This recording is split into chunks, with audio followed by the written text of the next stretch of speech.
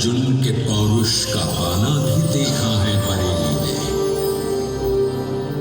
गांधी की अहिंसा का जमाना भी देखा है बरेली ने। शहीदों की हुंकारों का फसाना भी देखा है बरेली ने।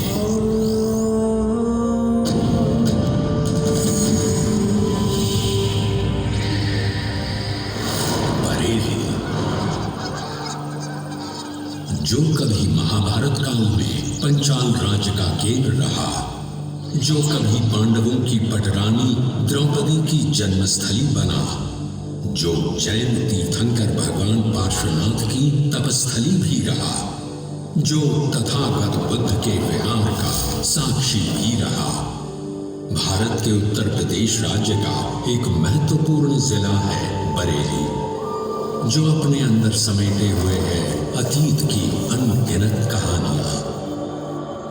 इन कहानियों में से कुछ तो इतिहास के पन्नों में दर्ज है, लेकिन कुछ ऐसी भी है जो कानों के रास्ते सीधे दिलो दिमाग में घर कर जाती है। महाभारत से जुड़ी ऐसी ही एक कहानी आज भी जनमानस में प्रचलित है। इस कहानी के मुख्य पात्र हैं पंचाल राज्य के अधिपति और द्रौपदी के पिता राजा द्रुपद। माना जाता है कि राजा द्रुपद ने कभी आचार्य द्रोण का अपमान किया था। वो अपमान प्रतिशोध की ज्वाला बन आचार्य द्रोण के हृदय में दहक रहा था। इसलिए जब हस्तिनापुर के राजकुमारों की शिक्षा पूर्ण हुई, तब आचार्य द्रोण ने गुरु दक्षिणा के रूप में उनसे पंचाल नरेश द्रुपद की पराजय मांगी। सुयोधन के असफल प्रयास के बाद पांडवों ने राजा द्रुपद को युद्ध में परास्त किया और उन्हें बंदी बनाकर गुरु द्रोण के समक्ष ले आए और कहा, हे गुरुवर, हमारे गुरु दक्षिणा स्वरूप हम आपके शत्रु राजा द्रुपद को युद्ध में परास्त कर बंदी बनाकर लाए। अब आप इन्हें दंड दीजिए गुरुदेव। दंड तो मैं इसे अवश्य ही दूंगा कुंती पुत्र, परंतु मेरा दंड कुछ ऐसा होगा जिसमें ये एक राजा तो होगा, परंतु इसका स्वाभिमान सदैव के लिए लज्जित होता रहेगा। ये कैसे संभव है गुरुदेव? संभव है वत्स, ये भी संभव है।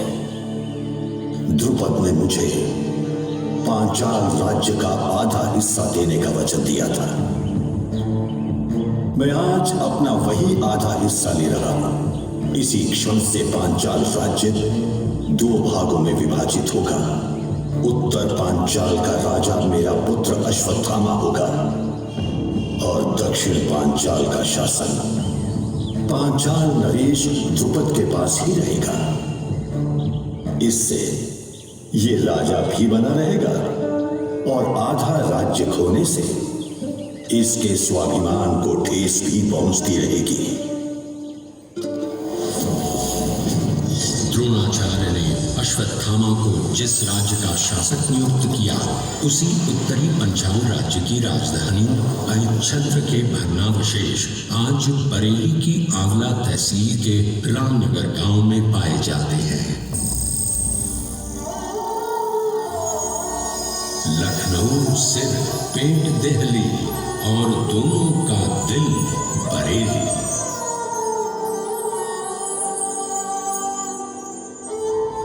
लखनऊ और दिल्ली के बिल्कुल बीच में बसा बरेली शहर सन 1537 में राजा जगत सिंह कथेरिया के बेटे बंसल देव और बरल देव के नाम पर बांस बरेली के नाम से मशहूर हुआ। लेकिन कुछ लोगों का मानना है कि चूंकि यहाँ बांस का फर्नीचर बनता था, इसलिए इसे बांस बरेली कहा जाता था। इससे उलट कुछ लोग ये भी कहते हैं कि सन 1657 में मकरंद राय ने जिस शहर का निर्माण करवाया, वो शहर कोई और नहीं बल्कि बरेली ही था। मुगल, अफगान, रोहिल्ला सभी का दौर देखा है। बरेली ने नवाबी और इंग्लिश दौर देखा है। इतिहास के पन्ने पलटने पर पता चलता है कि सन 1702 से 1720 तक रोहिलखंड में रोहिले राजपूतों का शासन था, जिसकी राजधानी बरेली ही थी। रोहिले राजपूतों ने सहारनपुर बरेली सीमा पर एक किले का निर्माण भी करवाया, जिसे बाद में अंग्रेजी हुकूमत के दौरान एक जेल में तब्दील कर दिया गया था। आज के दौर की सहारनपुर की जिला जेल इसी किले का हिस्सा है। रोहिल्लाओं के बाद बरेली अवध के नवाब शुजाउद्दौला और उनके बाद उनके बेटे आसफुद्दौला के हाथ में आया। पर बदकिस्मती तो देखिए कि ये वो दौर था जब नवाबी खत्म हो गई थी और स्थिति बद से बदतर होती जा रही थी। तब के दौर के हालात का अंदाजा इसी बात से लगाया जा सकता है कि सन 1814 के आसपास टैक्स को लेकर कुछ विवाद हुआ, जिसमें लगभग 300 से 400 लोग मारे गए थे। एक वाकया ऐसा भी था जब बरेली में क्रांति के दौरान 3 अंग्रेज अफसरों को मार दिया गया था। इस क्रांति के दौरान वहां के कुख्यात मैजिस्ट्रेट डम्बलटन की पत्नी भी मारी गई। फिर क्या था, भड़की हुई अंग्रेजी हुकूमत ने हर थाने और जेल के बाहर कोड़ा मारने और फांसी देने का प्रावधान जारी कर दिया। इस नए प्रावधान का सहारा ले मैजिस्ट्रेट डम्बलटन ने कितने ही लोगों को फांसी की सजा सुनाई और इसे अपनी उपलब्धि मानते हुए अपने सार्जेंट डेविड से कहा, इन गुलाम को ये सब सिखाना जरूरी था। इन्हें क्या लगता है कि ये मेरी बीवी को मारकर बच जाएंगे? अभी तो इन्हें और भी बहुत कुछ देखना है। Sergeant David, mark my words, मेरी बीवी के सिर पर जितने बाल थे, मैं उतने लोगों को फांसी की सजा दूंगा। यस माय लॉर्ड, इन गुलामों के साथ ऐसा ही करना चाहिए। इन्हें ये पता चलना बहुत जरूरी है कि ब्रिटिश हुकूमत के सामने गुस्ताखी और नाफरमानी करने का क्या नतीजा होता है। वैसे माय लॉर्ड, आपने अभी तक कितने लोगों को फांसी की सजा दी है? सार्जेंट, तुमने सही कहा कि ब्रिटिश हुकूमत के सामने कोई भी गुस्ताखी बर्दाश्त नहीं की जाएगी। बाकी रही बात फांसी की, तो मेरे ख्याल से मैंने अभी तक लगभग 700 लोगों को फांसी की सजा तो दे दी होगी। तब किसे पता था कि फांसी की सजा का फरमान सुनाने वाला डम्बलटन खुद ही एक दिन उसी फांसी के फंदे पर झूल जाएगा। 1860 में लंदन टाइम्स में छपी एक रिपोर्ट के अनुसार डम्बलटन के इसी रवैये के खिलाफ उस पर मुकदमा चला और बाद में सजा के तौर पर उसे फांसी पर चढ़ा दिया गया। ऐसे ही न जाने कितने किस्से, कितनी कहानियां इस शहर के साथ जुड़ी हुई हैं। इतिहास तो किताबों में अपनी जगह बनाकर सुरक्षित हो जाता है, लेकिन उसकी परतों में कुछ ऐसी भी कहानियां छुपी होती हैं जो सच है या नहीं ये तो कोई नहीं जानता, पर उसके बिना बड़े से बड़ा इतिहास भी अधूरा रह जाता है, जैसे बरेली के झुमके की।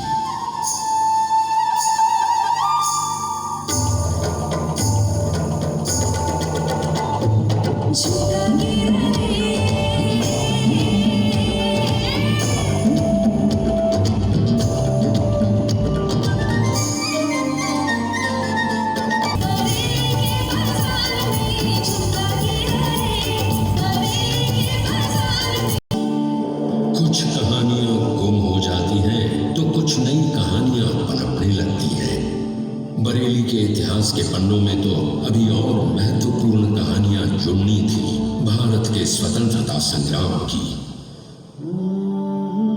बरेली में स्थापित ये जिला कारावास भारतीय स्वाधीनता संग्राम के एक महत्वपूर्ण केंद्र के रूप में जाना जाता है। स्वतंत्रता संग्राम की आग जब धीरे धीरे बढ़ रही थी तो इसे रोकने के लिए अंग्रेजों को नई नीतियों की जरूरत थी। सन 1836 में अपनी जेलों का नियंत्रण और मजबूत करने के लिए अंग्रेजों ने एक जांच समिति का गठन किया, जिसमें लॉर्ड मकॉले भी शामिल हुए। इस जांच समिति ने अपनी नई नीतियों के अनुसार जेल का नियंत्रण जिला कलेक्टर से हटा दिया और निर्णय लिया कि एक नई जेल का निर्माण किया जाएगा, जिसके आसपास मिलिट्री कैंप होगा, ताकि जेल में होने वाली हिंसा या उपद्रव के समय सैनिकों को शीघ्र बुलाया जा सके। सन 1848 में इसी नीति के अंतर्गत निर्माण हुआ बरेली सेंट्रल जेल का।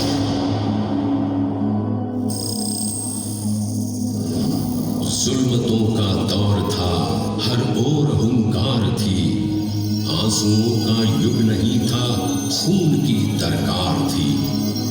जुल्म की जब इंतहा होने लगी तो मुल्क में बेड़ियां तलवार बनने के लिए तैयार थी।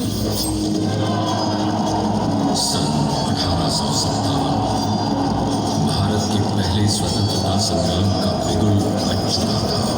मंगल पांडे की हुंकार से शुरू हुई ये लड़ाई धीरे धीरे पूरे भारतवर्ष में फैल गई। इस लड़ाई में हाफिज रहमत खान के पोते नवाब खान बहादुर ने 31 मई सन 1857 को अंग्रेजों को हरा बरेली से खदेड़ दिया था। पर ये खुशी ज्यादा दिन तक नहीं रह पाई, क्योंकि अंग्रेजी हुकूमत ने इस स्वतंत्रता संग्राम को पूर्ण रूप से कुचल दिया था। अत्याधुनिक हथियारों और कूटनीति में पारंगत अंग्रेजों ने 7 मई 1859 को नवाब को गिरफ्तार कर लिया और लगभग 8 महीने बाद 1 जनवरी 1860 को बरेली की इस जेल में ले आए। ब्रिटिश साम्राज्य में क्रांति की चिंगारी बनकर उभरे इस बहादुर नवाब को अंग्रेजों ने 24 फरवरी सन 1860 को इसी जेल में फांसी के तख्ते पर लटका दिया। इस जेल में जिस जगह नवाब बहादुर को सुपुर्द खाक किया गया, उस जगह को एक दरगाह के रूप में तब्दील कर दिया गया। शहादत पाने वालों में नवाब के अलावा लगभग 281 स्वतंत्रता संग्राम सेनानी और भी हैं, जिनके नाम जेल परिसर में मौजूद स्मृति पटल पर अंकित हैं। शहीदों के मजारों पर लगेंगे हर बरस मेले, वतन पर मिटने वालों का यही बाकी निशान होगा।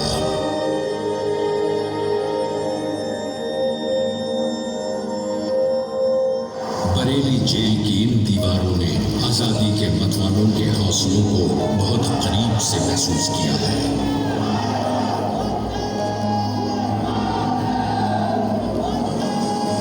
मशहूर काकोरी कांड में सरकारी खजाने को लूटने वाले क्रांतिकारियों पर जब मुकदमा चला तो लंबी अवधि की सजा प्राप्त क्रांतिकारियों को बरेली जेल में ही भेजा गया था। इन क्रांतिकारियों में मन्मथनाथ गुप्त का नाम भी शुमार है, जिन्हें नाबालिग होने की वजह से सजाए मौत देने की बजाय 14 साल कैद की सजा सुनाई गई थी। ये जेल की दीवार क्या रोकेगी उन दीवानों को जो निकले हैं मौत का कफन पहन आजादी पाने को। सन 1928 की जनवरी की ठंड में जब मन्मथनाथ गुप्त बरेली की जेल में पहुंचे, तब यहाँ पहले से राजनैतिक बंदियों के अधिकारों के लिए राजकुमार सिन्हा और मुकुंदलाल भूख हड़ताल पर थे।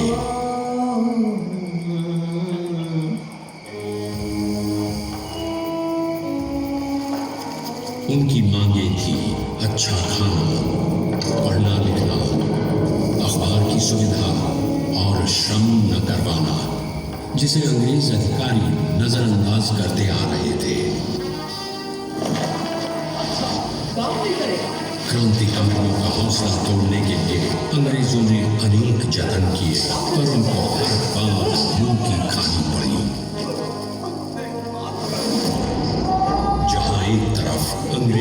ज्यादतियां बढ़ती जा रही थीं, तो वहीं दूसरी ओर क्रांतिकारियों के हौसले भी बुलंद थे और वो मान कर बैठे थे कि चाहे कुछ भी हो जाए, फिरंगी उनकी भूख हड़ताल तोड़ नहीं पाएंगे।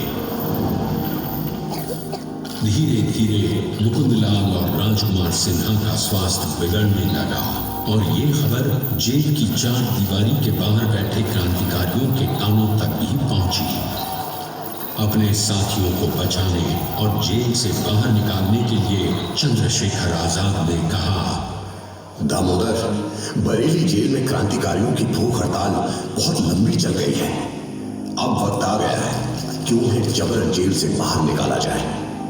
आप किसी तरह जेल के भीतर यह खबर भिजवाएं कि हम उन्हें छुड़ाने के लिए योजना बना चुके हैं। वे तैयार रहें। आप निश्चिंत रहे आजाद, मैं जेल के भीतर ये खबर पहुंचवा दूंगा और यहाँ बरेली में आपको जो भी मदद चाहिए उन सब का भी बंदोबस्त हो जाएगा। खबर तो जेल के भीतर पहुंच गई, लेकिन अनशन पर बैठे क्रांतिकारियों का स्वास्थ्य इतना खराब था कि चंद्रशेखर आजाद को अपनी योजना स्थगित करनी पड़ी। इसके उलट मनमथनाथ गुप्त ने आजाद को यह संदेश भिजवा दिया कि अब उन्हें छुड़ाने के बजाय उनकी लाशों के अंतिम संस्कार का बंदोबस्त करना चाहिए।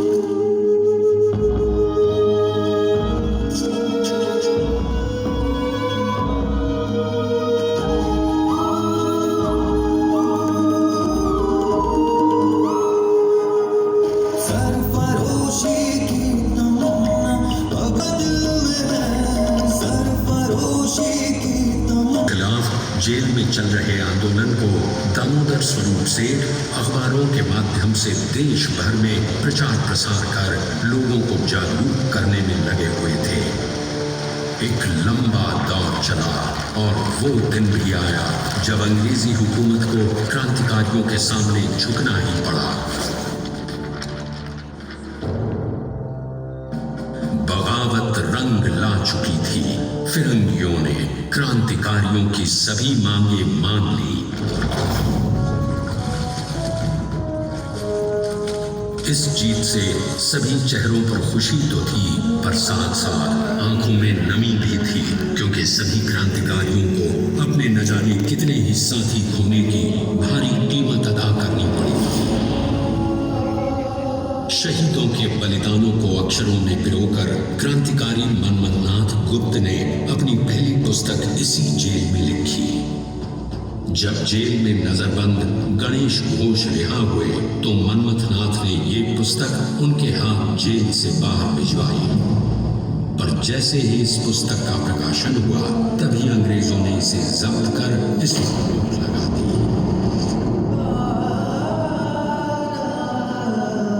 किताबें लिखने के लिए शायद ये जेल काफी मुफीद रही है। सन 1941 में व्यक्तिगत सत्याग्रह के दौरान जब चौधरी चरण सिंह बरेली जेल में बंद हुए, तो यहीं उन्होंने बच्चों में अच्छे आचार विचार रोकने के लिए जेल में पत्रों की श्रृंखला लिखी, जो शिष्टाचार शीर्षक से एक पुस्तक के रूप में प्रकाशित हुई। झूठा सच जैसा कालजयी उपन्यास लिखने वाले प्रोफेसर यशपाल भी बरेली की इस जेल में बंद रहे थे। प्रोफेसर यशपाल की बात करें